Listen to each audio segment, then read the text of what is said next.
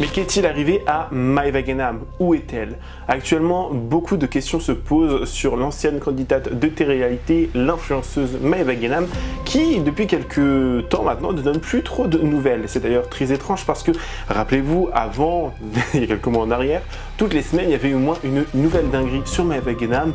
Que lui est-il arrivé? Qu'est-ce qui se passe? A-t-elle réellement changé? A-t-elle pris une toute nouvelle trajectoire, une toute nouvelle DA? Est-elle réellement en train de faire un burn-out? Il y a besoin de s'éloigner des réseaux sociaux?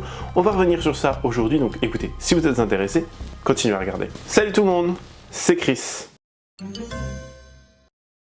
Avant de commencer la vidéo, n'hésitez surtout pas à vous abonner et activer la cloche de notification pour être toujours au rendez-vous. Actualité, polémique, scandale, people, télé-réalité, storytime, ici on parle de tout.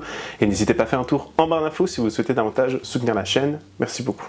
Alors mes bébés c'est trop bizarre parce qu'en fait mes bébés, je crois que ça fait trop longtemps, on n'a pas parlé de Maëva Guénam en fait. Mes bébés, genre les filles, en fait... Bon, parfum de niche, en fait, je comprends pas, en fait, genre, je vous dis, moi, la spiritualité, c'est trop mon truc. Donc ça fait trop longtemps, on n'a pas parlé de Maëva Guénam, on va parler de Maëva Guénam aujourd'hui, en fait. Moi, j'avais compris, me buvez. Je sais pas, j'arrive toujours aussi bien à le faire, mais vous dites-moi en commentaire. Ça fait un long moment, vraiment, qu'on n'a plus parlé de Maëva Guénam. Comment vous dire? J'ai l'impression vraiment qu'elle a pris une toute autre trajectoire, et dans le bon sens du terme. Limite, j'étais en train de me dire, elle me manque presque.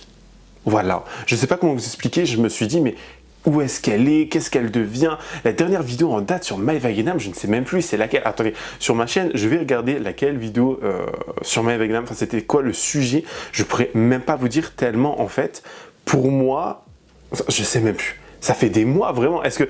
Enfin, ça fait... j'ai même plus... il y a 3 mois en arrière, presque 4 mois. 4 mois où Maëva Guénam ne donne plus... réellement, pas de signe de vie, mais ne fait plus de drama. La dernière vidéo en date, c'était avec Nabil Flix et Marc Blatta, où ils étaient tous les trois ensemble en live, et ça avait fait quand même pas mal parler à l'époque. Mais sinon, rien de plus, rien de moins. Genre vraiment, voilà. Elle a peut-être totalement changé. Qui nous dit que Maëva Guénam n'a pas refait, je sais pas, une espèce de changement de direction artistique, de DA, et elle est devenue totalement quelqu'un d'autre. Elle s'est repentie, je sais pas, franchement, dites-moi en commentaire ce que vous en pensez, parce que c'est quand même bizarre. Madame qui avait un parfum de niche, alors elle s'est beaucoup également penchée sur son autre marque, je sais plus du tout c'est quoi le nom, Snap, je sais plus quoi, bref, les brumes pour le corps là, et il faut savoir également que dernièrement Maëva Guénam est en couple. Alors je sais pas si ça fait un long moment déjà, mais Maëva Guénam, lorsqu'elle est en couple, j'ai l'impression vraiment que c'est une toute autre femme. Elle se donne à fond pour son mec, elle est vraiment là, elle le cache déjà, elle cache de qui il est. C'est déjà, je pense, une très bonne chose. Sarah Frézou essaie d'en faire autant. Bon, déjà, essaie d'avoir un mec, ça sera déjà une bonne chose de fait. Et de surtout le garder, ça aussi. Mais du coup, ouais, Maëva Guénam, j'ai l'impression qu'elle a totalement changé. Voilà.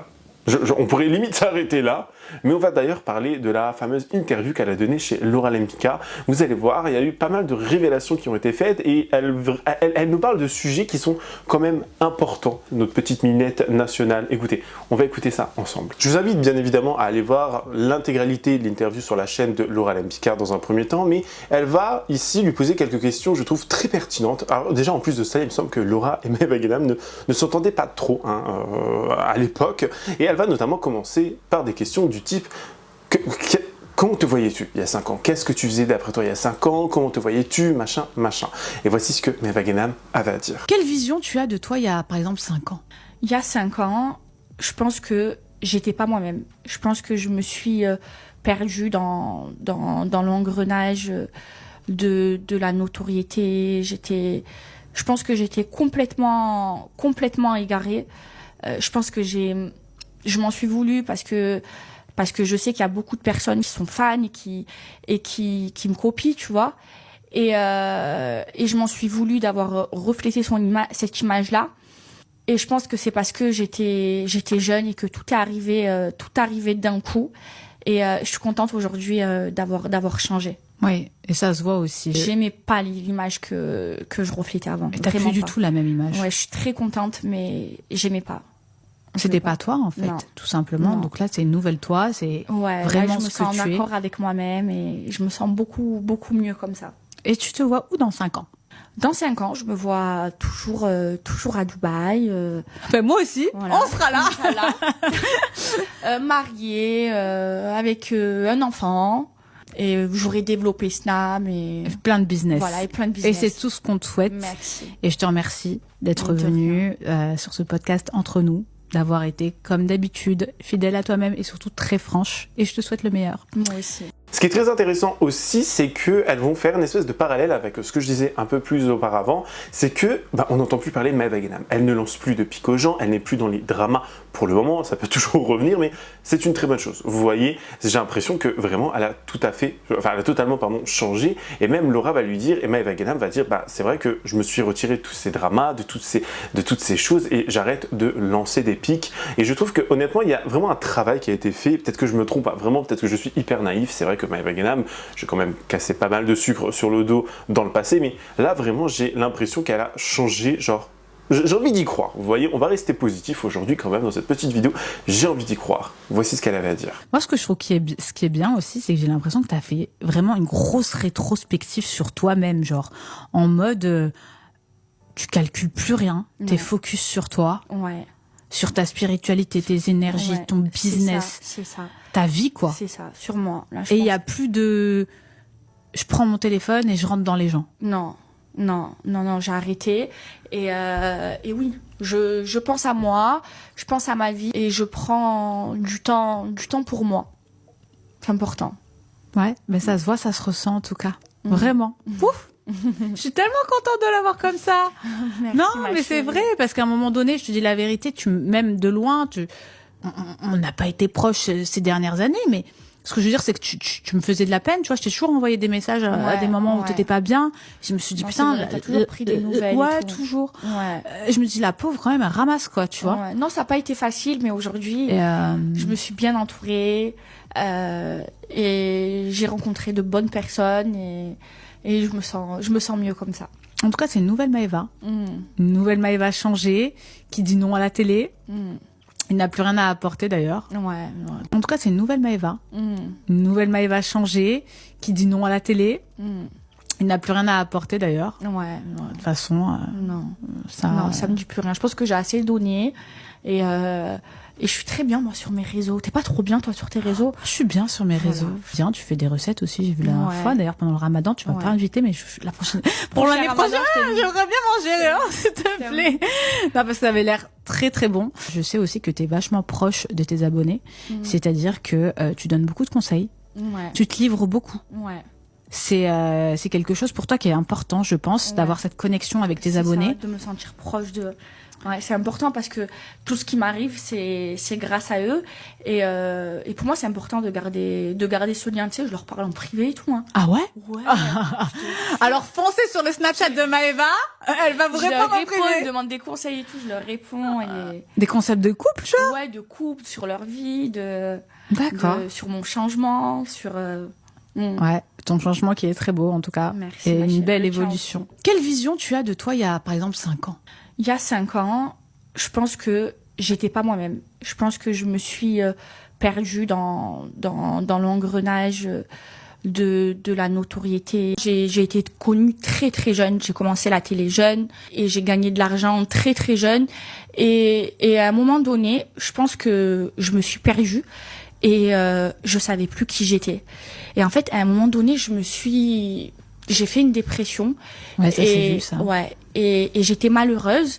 Et je comprenais pas pourquoi. J'avais tout dans ma vie. J'avais tout ce que quelqu'un pouvait rêver d'avoir. Je vis dans un pays magnifique. Voilà. Et j'étais pas heureuse. Et je comprenais pas. Donc du coup, je me suis cherchée. Et moi, à chaque Ramadan, parce que je suis musulmane, mais j'ai pas eu d'éducation religieuse. Et un jour, j'étais pas bien, c'était Ramadan, et j'ai fait une prière et j'ai demandé, je me suis vidée, je pleurais. Et j'ai demandé à Dieu de me guider, j'ai demandé à Dieu d'être heureuse. À un moment, je savais plus qui j'étais. J'ai pas lâché la prière, je me suis connectée à ma spiritualité et j'ai trouvé les réponses à toutes mes questions. Et aujourd'hui, même si j'ai des hauts et des bas, je me sens apaisée dans ma vie. Je pense plus de la même façon qu'avant et je pense que j'ai jamais été aussi heureuse que maintenant dans ma vie. J'ai plus la même vision que j'avais avant. Je voulais que sortir, je voulais que faire la fête, mais ça me rendait pas heureuse. Alors maintenant je suis contente de l'avoir fait parce que je me dis voilà parce que je me dis au moins c'est fait, au moins j'ai vécu, mais c'est pas ce qui m'a rendue heureuse et je savais plus qui j'étais. Ça m'a fait totalement changer et aujourd'hui je me suis retrouvée. Mais en tout cas ça se sent. T'as une aura, une vibe que t'avais pas avant. Moi, je la connais depuis un moment, hein, Maëva, donc. Tu m'as vue toute jeune. Toi, je t'ai vue toute jeune, je t'ai vue. On a été ennemis, on s'est fait des clashs horribles, ces clashs. Ma sœur Bogda. Ma sœur Bogda. Oh là là, c'était. Non, mais c'est vrai que, et franchement, je trouve que ton évolution, elle est très belle. Merci. Et c'est ce que je disais à chaque fois quand je reçois des invités sur ma chaîne et qu'on parle de toi. Tout le monde a une vision maintenant qui est complètement différente de la Maëva Guénam qu'on pouvait avoir avant. Par contre, elle va quand même lui parler de son parfum. Elle va lui poser des questions sur son parfum de niche. Vous savez, son petit parfum là qui avait fait quand même pas mal scandale à l'époque. Beaucoup de gens avaient énormément critiqué, dont moi, ce fameux parfum. Je pense qu'elle en faisait beaucoup trop. C'était juste une collaboration. Elle n'avait pas non plus fait le parfum de A à Z, etc. Enfin bref, après ça reste un projet comme un autre, j'ai envie de vous dire. Mais elle va parler de son parfum de niche qui est en rupture de stock. Bon, alors je pense qu'il est en rupture de stock depuis un très long moment maintenant et que les gens ne le commandent plus ou que c'est terminé. Vous voyez. Après, ça reste un projet. Ça reste un projet qu'elle a pu réussir, qu'elle a pu faire. Tant mieux pour elle, j'ai envie de vous dire. Vous voyez, ça reste un projet. Ça fait de mal un petit peu à personne. Même si elle a fait quand même un petit peu de promotion, pas illégale, mais de promotion déloyale d'après moi. Elle était en mode ça pue, ça pue, ça pue.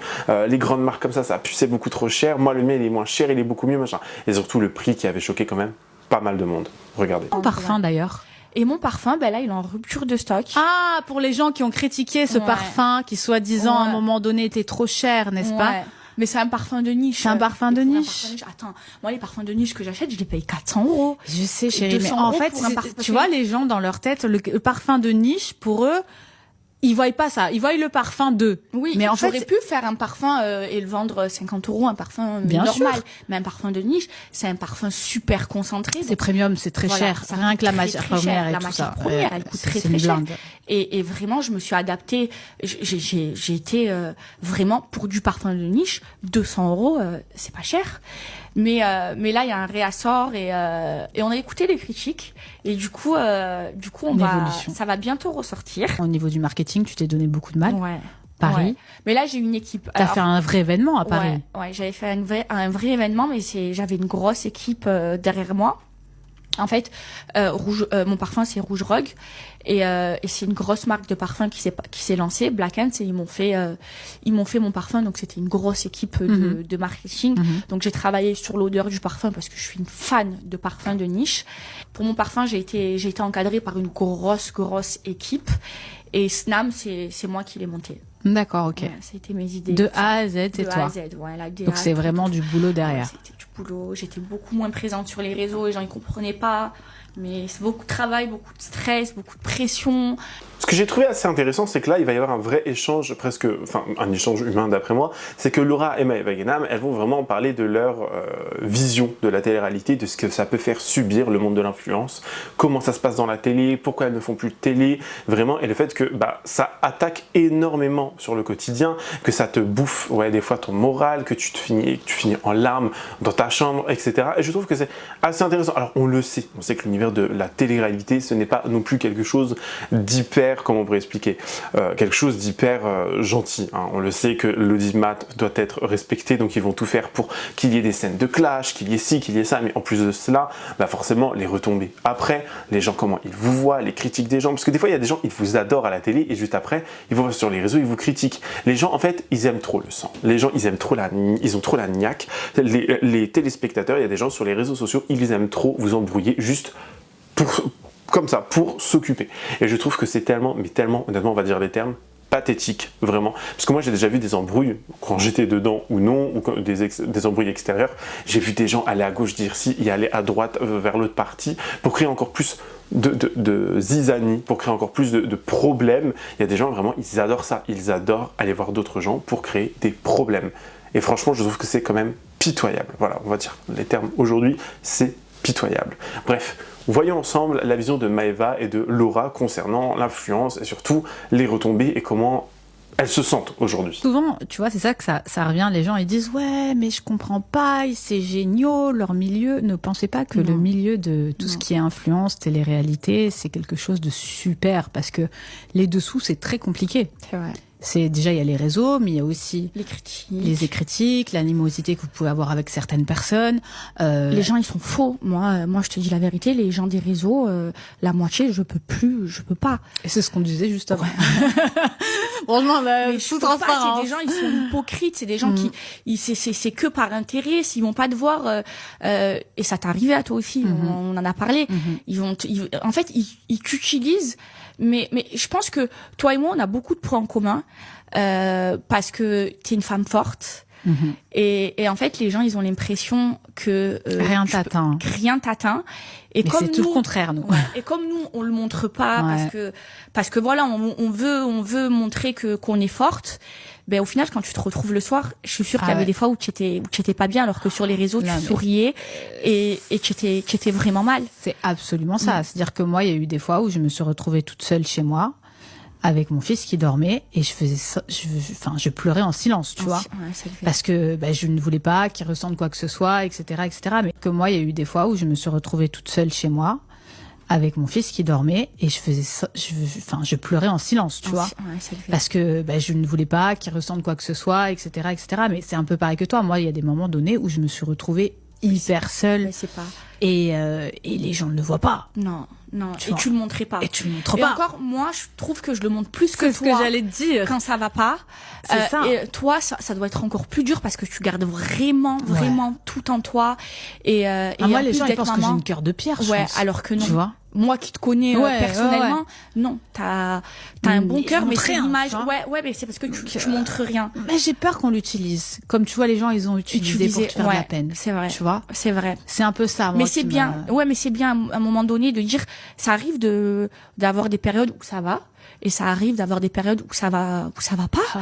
On est des êtres humains, ça peut pas, parce qu'aujourd'hui on est connu, que on n'a pas le droit de pas aller mal. Et j'ai l'impression que sur les réseaux, quand tu vas mal et que t'es une personnalité publique, j'ai l'impression que t'as pas le droit. T'as pas le droit d'aller mal. Parce que sous prétexte que tu vis bien ou parce que t'as de l'argent, tu n'as pas le droit d'aller mal. Mais en fait, mais c'est pas facile, on se bat tous les jours. Il y a des problèmes aussi quand tu as de l'argent. Sur les réseaux.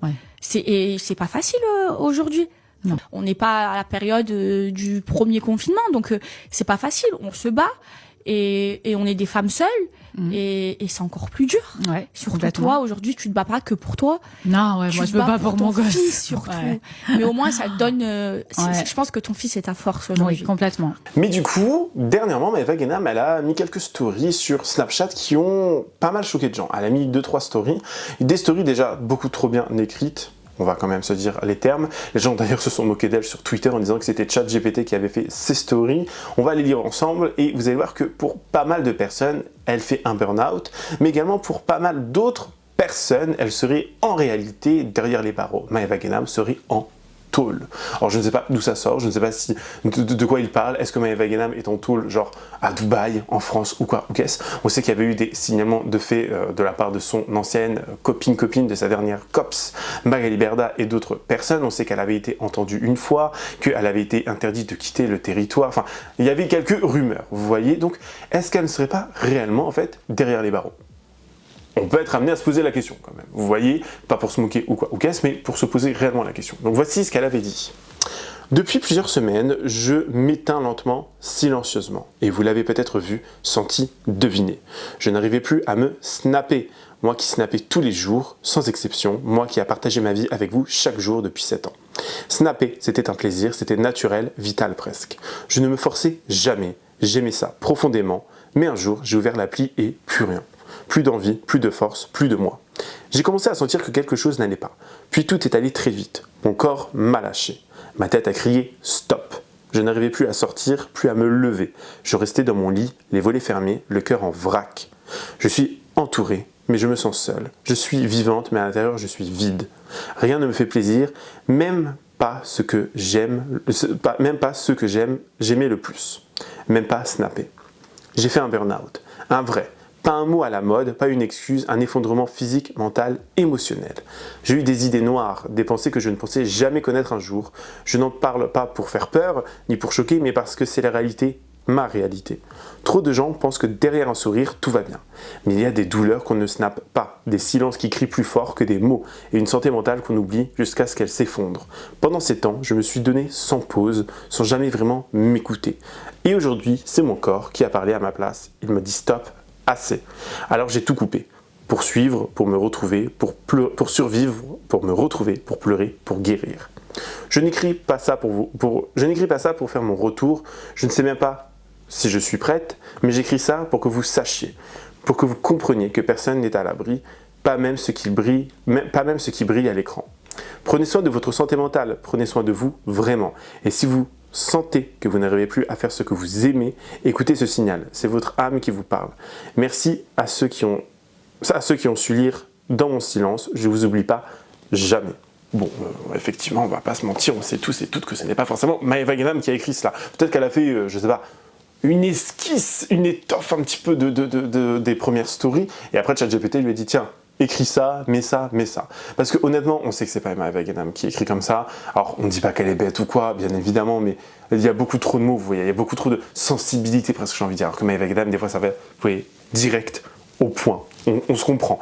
Après, honnêtement, si elle vit des choses compliquées, au niveau de la santé mentale, bien évidemment, on lui souhaite tout le meilleur, on lui souhaite de se rétablir, on lui souhaite d'aller mieux, parce qu'on sait tous et toutes, hein, on vit maintenant dans une époque où la santé mentale, c'est certes pris un peu plus au sérieux, mais encore une fois, c'est encore un sujet très tabou, que ce soit dans l'univers du travail, dans la famille, etc. Enfin bref, c'est un sujet très tabou, et c'est surtout quelque chose qui fait énormément souffrir, c'est quelque chose qui nous bouffe au quotidien, la santé mentale, quand on fait une dépression ou un burn-out, etc.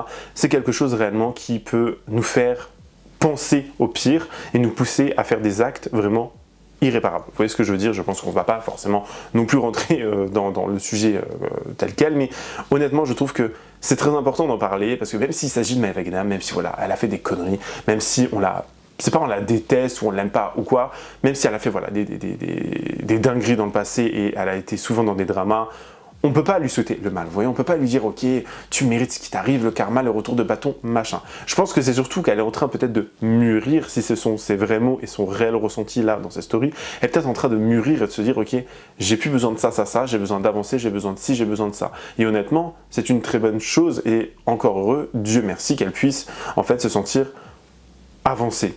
Mais qu'elle a besoin de ce moment, si vous voulez, de doute et ce moment genre de presque pas de perdition, mais où elle est un petit peu dans le doute, dans le noir, où elle se sent pas bien et qu'elle doit prendre du temps pour elle et réfléchir sur qui elle est réellement, etc. Je me trouve trop intelligent aujourd'hui comment je parle. Voilà, je vous le dis aujourd'hui, je me trouve, je sais pas si c'est parce que j'ai la niaque en ce moment sur beaucoup de gens, mais honnêtement, je me trouve très intelligent. Voilà, je trouve que je ferai un parfait psychologue. Franchement, ouais, psychiatre ou psychologue, enfin bref, quelqu'un, voilà, je m'assois, je vous écoute, j'écoute et je juge en même temps. Mais honnêtement, j'aime bien ma petite analyse là, vous voyez. Dites-moi en commentaire ce que vous en pensez aussi. Et du coup, est-ce que réellement Maëva Guénam est en prison? Beaucoup de gens ont spéculé, beaucoup de gens ont dit qu'ils étaient inquiets ou inquiètes pour elle, que oui, elle était très certainement peut-être en prison et que ce message c'était un petit peu pour cacher cela. Alors peut-être que c'est vrai, peut-être que c'est faux, honnêtement, je n'en sais rien. Mais si elle est en prison à Dubaï, mon Dieu. Je ne sais pas si à la clim, entre la chaleur et le machin, à mon avis, elle est en train d'être tellement... de souffrir, je sais pas comment vous dire, si elle est en prison, bien évidemment, si c'est pas juste elle est en train de faire un burn-out, enfin juste, on se comprend, mais si elle est pas en mode sa santé mentale avant tout et qu'en fait elle fait ce message pour dissimuler, entre guillemets, la réalité et qu'elle nous parle en fait de tout cela pour nous endormir en espérant que vraiment, moi honnêtement je vous dis, je préfère que ça soit plutôt qu'elle soit en tôle, vous voyez, je préfère vraiment qu'elle nous parle de sa santé mentale et que ça soit réellement ça le problème plutôt que d'être en prison. Je sais pas comment vous dire, j'espère vraiment, genre ouais, j'espère pour elle, honnêtement. En tout cas, c'est la fin de cette vidéo, j'espère qu'elle vous aura plu. N'hésitez pas à me dire en commentaire ce que vous en avez pensé, me donner votre avis le plus sincère, bien évidemment avec courtoisie et respect comme d'habitude. N'hésitez pas à vous abonner et à activer la cloche de notification pour être toujours au rendez-vous. Lâchez votre meilleur pouce bleu et sinon me rejoindre sur les différents réseaux sociaux. Tout se trouve en barre d'infos. Sinon écoutez, moi je vous fais plein de gros bisous, je vous dis à la prochaine, prenez soin de vous, bye guys.